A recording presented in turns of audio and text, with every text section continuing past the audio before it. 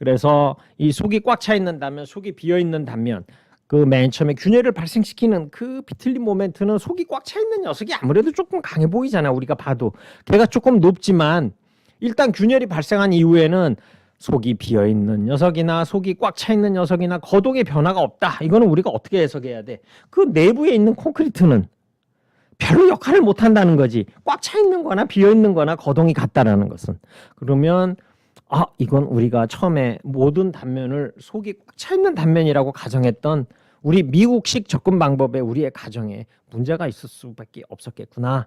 자, 여기에서도 텍스트북에서 이렇게 나오죠? 라고 시작을 합니다. 왜? 이 공식이 나올 때까지는 전 세계에 있는 모든 대학교에 있는 2학년 과목 재료학에서 이거를 다 하기 때문에 그래요. 그러니까 이거를 유도하는 과정을 이 논문에 넣어야 될 이유도 없고, 이 논문에 만약에 넣었다면 이 논문을 리뷰하는 분들이 그거 다 아는 거니까 빼시오. 여기서부터 시작하세요 라고 얘기했을 겁니다. 그래서 전단 응력, 비틀림에 의한 전단 응력 타워는 EA0T분의 T, 요거는 가해지고 있는 토르크고요. 이 A0는 그 틴월드 튜브의 센터 라인에 의해서 만들어지는 그 내면의 단면적이 되겠고, 그 박벽관, 즉 틴월드 튜브의 두께가 T가 되겠습니다. 그래서 타워는 이 A0T분의 T. 자꾸 보면 눈에 익어요. 자꾸 보면 눈에 익게 되고, 속이 비어 있는 박벽관을 이렇게 돌린다 생각을 하니까 그 내가 토르크를 이렇게 가하면 얘 가하는 방향과 반대되는 방향으로 전단 응력이 생길 거 아니야. 전단유의 흐름을 통해서.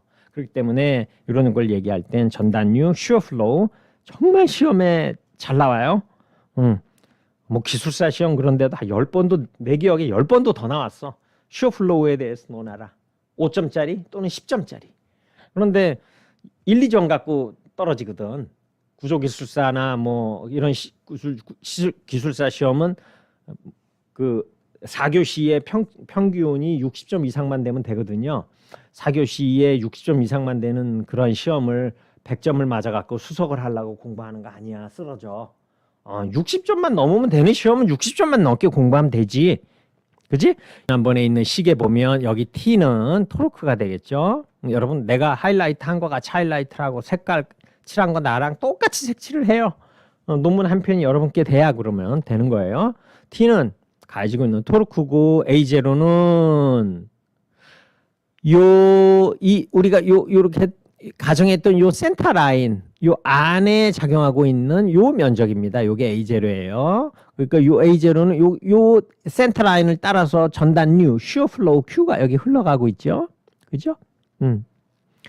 그리고 T는 여러분들이 가정했던 박벽관 그 틴월드 튜브의 두께가 됩니다. 근데 이게 아예 속이 이렇게 비어 있는 이런 단면은 T가 얼마? 이게 금방 눈에 들어오잖아. 그런데 속이 꽉 차 있는 이런 단면도 우리는 속이 비어 있는 단면이라고 가정을 해야 되지. 그러니까 그게 처음에 눈에 안 들어와.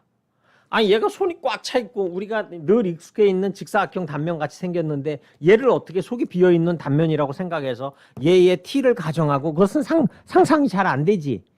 그런 문제는 있어요.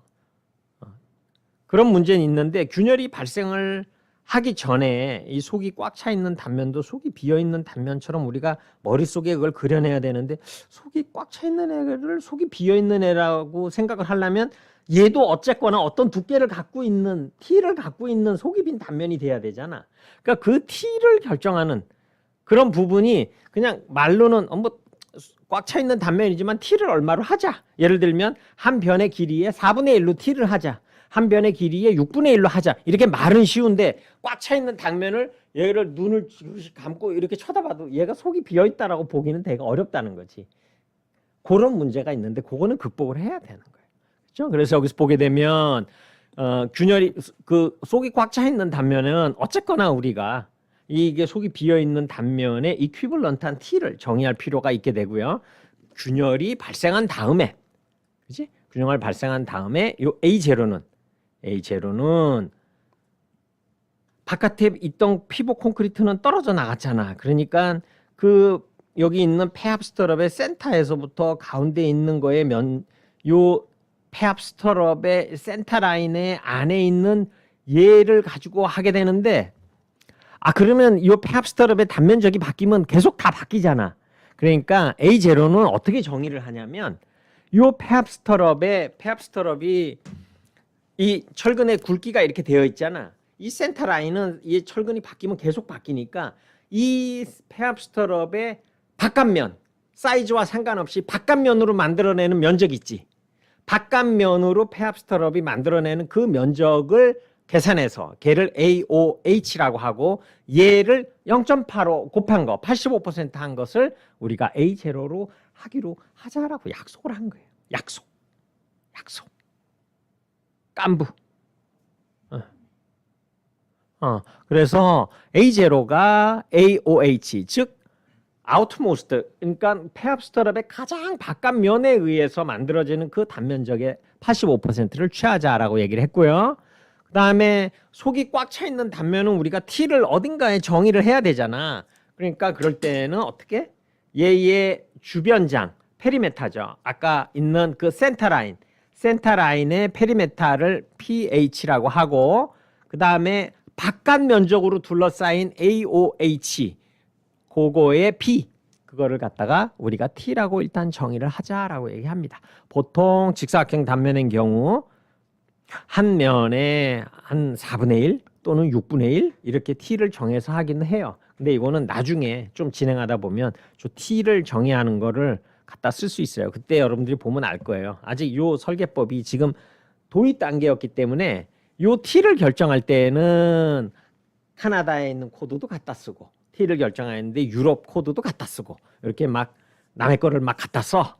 왜? 미국은 이제 시작을 하는 거니까 아직 정착이 안 돼 있다고 볼 수 있는 거지. 그래서 그런 문제가 여기 이렇게 있었다는 거예요. 그래서 맨 처음에 균열이 발생되기 이제 직전까지 이러한 thin walled tube analogy를 쓰다가 균열이 발생한 이후에는 이렇게 space truss analogy로 바뀌게 되는 게 이게 이제 여러분들이 이렇게 작성했었던 비틀림 설계의 철학이에요. 그죠? 조기 근거에 해서 우리가 유도를 하는 거지. 그러니까 이거는 재료역학적인 거에서 요거는 구조역학에서 배운 거. 그러니까 우리는 별로 어려울 게 없고 요것들은 어떻게? 요것들은 기본이 되게 튼실할 수밖에 없지. 재료역학, 구조역학 베이스로 나왔으니까. 그렇죠? 그래서 요 그림을 한번 다시 보면 여기에 A0가 이렇게 돼 있구나. AOH의 85%구나. 그래서 이런 거를 이해하고 해석을 할 때 항상 주의해야 될 거는 여기 있는 그림에 여러분들이 필요로 하는 거의 모든 정보가 다 들어가 있다는 거야. 그러니까 시간 낭비인데 라고 생각하지 말고 한번 쭉 보는 거지. 여기 이 종방향 철근의 센터와 센터의 요 길이가 Y0고 여기서부터 여기까지 요 길이가 X0고 그러니까 이 아래도 X0고 요 옆면도 Y0일 거 아니야. 그러니까 2배 X0 플러스 2배의 Y0는 전체의 페리메타 pH가 되는 거네. 그지? 이 그림을 보면 금방 알 수가 있고 그 다음에 비틀림에 의해서 이렇게 헬리칼한 방법 즉 나선형으로 균열이 가는데 나선형으로 균열이 갔을 때의 그 균열면의 각도를 우리가 세타라고 하고 여기 페압스터럽이 나선형으로 돌아가니까 전단 설계처럼 이렇게 U자형으로 쓸 수가 없고 우리가 돌아가는 페압스터럽을 쓸 수밖에 없잖아. 그러면 여기에 세타 각이 생기고 내가 이렇게 여기 콘크리트가 이렇게 지나가는 즉 요 균열이 이렇게 지나간다. 균열이 이렇게 지나간다. 그러면 두 개의 페압스터럽의 면을 가로질러 가는 거네. 그지? 그거를 알 수가 있고. 그다음에 여기에서 토르크를 내가 이렇게 작용을 하니까 이거에 대해서 저항하는 토르크는 반대로 나와야 될 거 아니야. 반대로 나오는 건 뭐가 제공을 해? 이렇게 비틀림이 받았을 때 각 속이 비어있는 단면의 벽면에 작용하고 있는 쉬어 플로우가 비틀림에 대한 저항 모멘트를 만들어내는 거잖아. 그치? 그래서 요 면을 1면, 요 면을 2면, 요 면을 3면, 요 면을 4면이라고 우리가 나누자. 그래가지고 1면에 대해서 쉬어 V1이 작용할 때, 2면에 대해서 쉬어 V2가 작용할 때, 3면에 대해서 쉬어 V3가 작용할 때, 4면에 대해서 V4가 작용할 때 그 방식은 똑같겠지. 그러니까 나는 여기에서 요면, 2면, V2에 대해서 내가 구하고자 하는 걸 구해보고 나머지는 똑같아. 이면에 대해서도 똑같고 이면에 대해서도 똑같고 계산 방법은.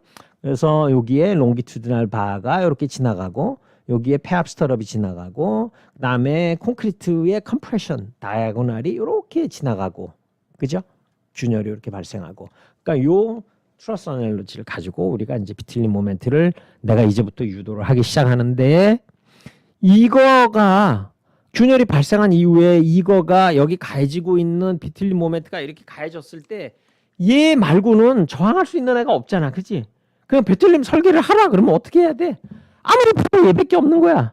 그러니까 비틀림 설계를 하라 하는 거는 여기 들어가 있는 요 횡방향 철근을 여러분들이 잘 간격을 조절하고 단면적을 결정하고 하는 문제가 남았겠지.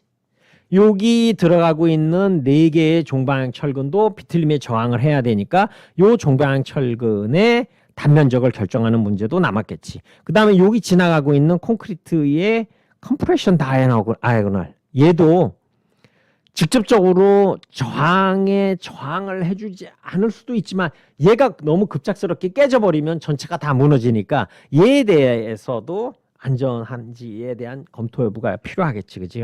그 세 개를 이제부터 결정하는 게 비틀림 설계를 하는 거예요. 그래서 맨 처음엔 가장 중요한 요 부분에 대해서 설계를 횡방향 폐압 스터럽에 대한 설계를 하고 전단 설계처럼 그 다음에 종방향 설계를 하게 됩니다. 그럼 여러분들 여기서 지금 현재 단계에서는 궁금할 거야. 아니 비틀림 설계를 하는데 종방향 철근에 대한 설계를 왜 하지? 종방향 철근이 이렇게 하중이 작용했을 때 아래에 인장이 작용하는 부분에 아래에 넣었던 게 인장 철근 아닌가? 여기는 왜 내 귀퉁이에 이런 종방향 인장 철근을 집어넣지? 하는 의문이 있을 거예요. 그죠? 당연히 있어야지. 그런 의문도 없으면 안 되지.